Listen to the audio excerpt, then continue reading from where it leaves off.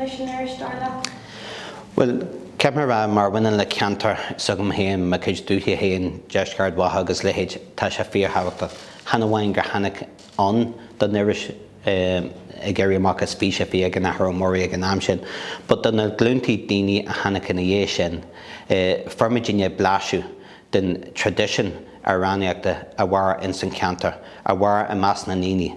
Agus formidine bláise bug den cinne géalaige fásta a láiriú sa cantar sús go dtí na fichidí den níise thuí thar fásta. Jeanan daoine dearmad go bhí seo b'éidir an géaltach dearnach a bhí mas maile in orthair na tíre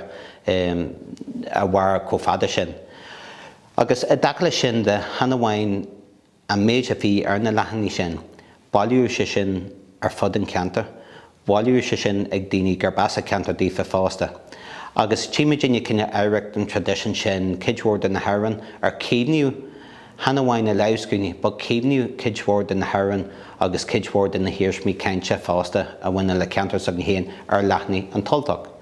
Agus tíimidine go bhfuil inis go bhfuil tradition choláidir sin ó híomh aráníocht dúchas ach an cantar trí bheanna géalaige, agus tá daoine ar nós fada ní thuúlachain don nó a rinn a cí nibar a bhaithe le sin a thuirs chun cín fásta, agus don nó ahar saci héin a fílád an tail ina agathir ar an tUltach. So tíún cinne daibh leidir atá ag cantar Deisceart Mhacha leis an iris agus thna glúnta thna bliantí riúnáil, agus is ar mór mórtas bro dúsa go páisinta agus duine bíala gur bas an cantar sin dífa fása go ró agus go bhhar an iris cófada sin agus go leanaí siad de.